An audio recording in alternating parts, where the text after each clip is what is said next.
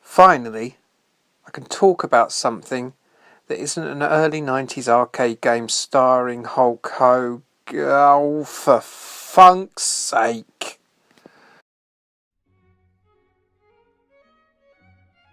Vendetta is a 4-player side-scrolling beat-em-up released by Konami in 1991. Konami had developed a reputation for popular arcade side-scrolling beat-em-ups, having put out the totally radical Teenage Mutant Ninja Turtles arcade game in 1989, along with this game's prequel Crime Fighters. In Japan, Vendetta was titled Crime Fighters 2, but in the rest of the world, all mentions of the original game were ignored. Crime Fighters itself was very difficult, with certain versions using a slowly draining health bar, similar to the way the arcade version of Gauntlet worked. Thankfully, this system was retired from Vendetta. Now, Crime Fighters was a solid Double Dragon coattail hanger with unspectacular graphics, but the unusual addition of handguns as weapons. Konami's arcade beat-em-up division would continue to make licensed beat-em-ups such as the 6-player X-Men, The Simpsons, Bucky O'Hare, and weirdly Asterix, as well as their own properties like 1993's Violent Storm.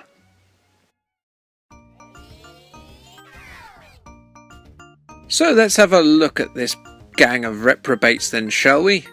Collectively, they're known as the Cobras, but not because they're all quadriplegic and spit at passers-by. Oh no, it's because in the 80s and 90s, Cobra sounded cool and edgy. Look at their blue faded jeans. First up we have Blood, who is the boxer. He wears sunglasses and smiles a lot, like Ray Charles, but if you replace the being blind and playing piano with being in a strange gang of middle-aged men who hang around in a warehouse and who punch people in the face. So just like Ray Charles then.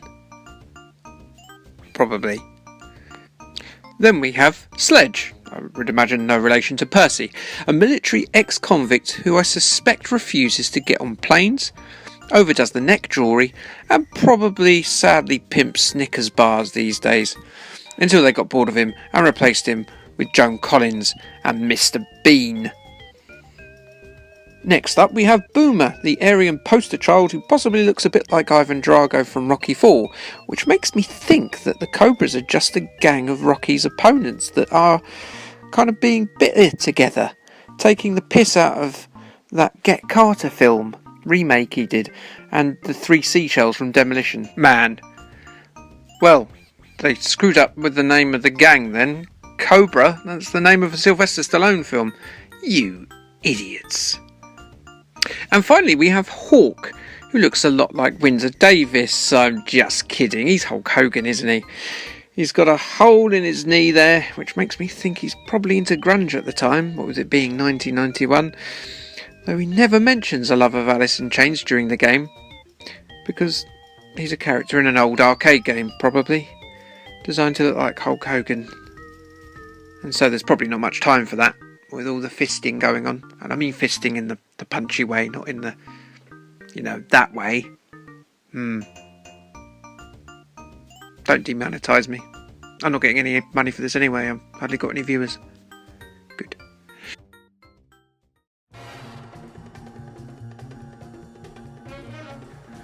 So the story is that Kate, a young girl of about 20, that hangs around in a warehouse with a gang of violent middle-aged men, has been kidnapped by the villainous Dead End gang. See, to me, villainous may be a bit subjective. The Dead End gang might just be staging an intervention to get Kate home to her parents, away from this creepy gang of, as I said before, violent middle-aged men.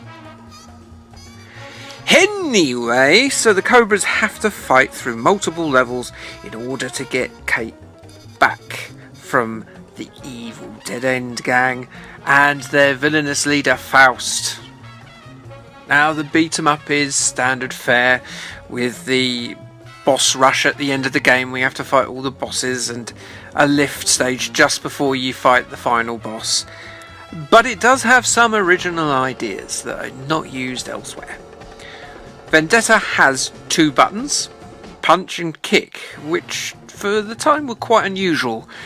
Most beat-em-ups of the time, such as Double Dragon, Final Fight, and Konami's own Teenage Mutant Ninja Turtles, used a 2-button system, but they usually utilised the buttons as attack and jump rather than punch and kick.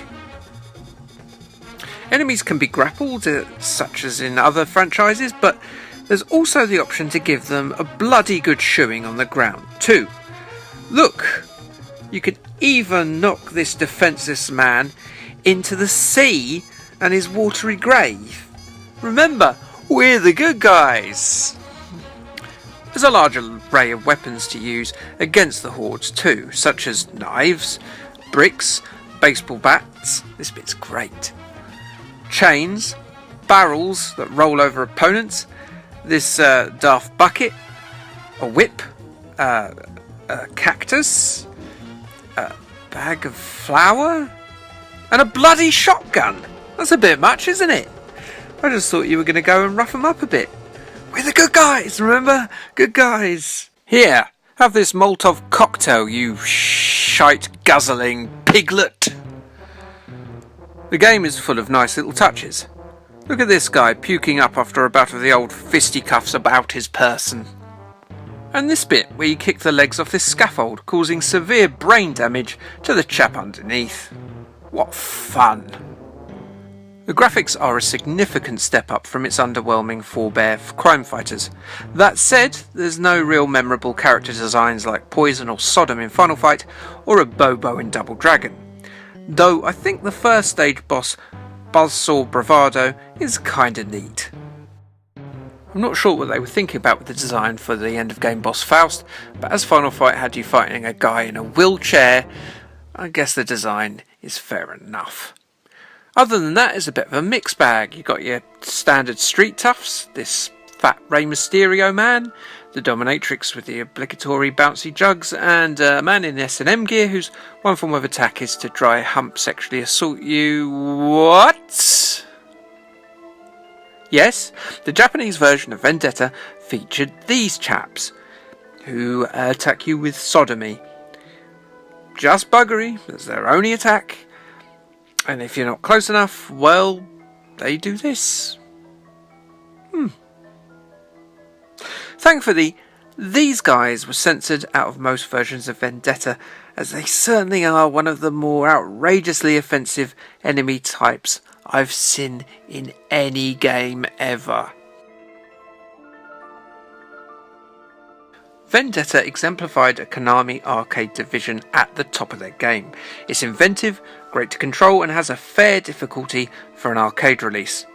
For some reason, just like its prequel, Vendetta never got a port to a home console, which is a shame. Now, I'd like to end with an overview of my favourite background graffiti from the game. God is love. Of course he is. Surrounded by all this beauty.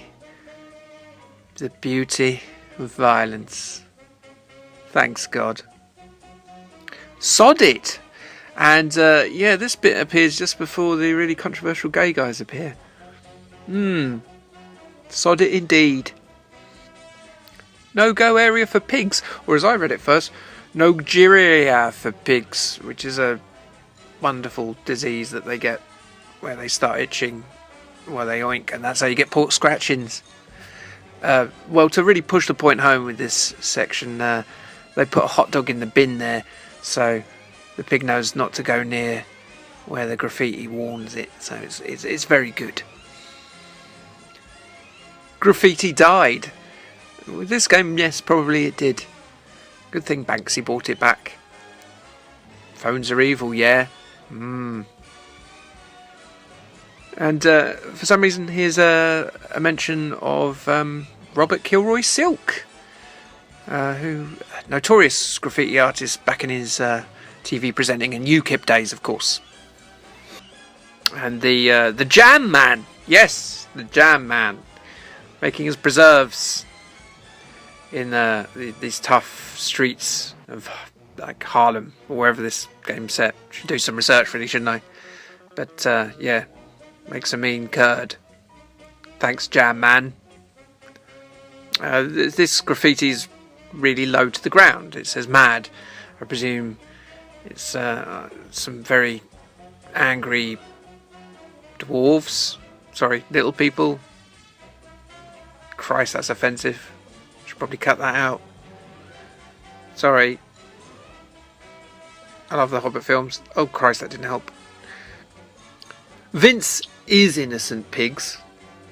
Yes. I don't know whether they mean Vince is innocent and they're saying it's the pigs, or Vince is a collection of innocent pigs. And pigs are pretty innocent anyway. They never entered that place from earlier. Scared off by the hot dog. This is a weird way to end the video. Yeah. There it is. Thanks. Okay, thanks, bye. At least I got it right this third time. I just recorded this in one go. It probably shows a bit. Still going. Great. Yeah, bye.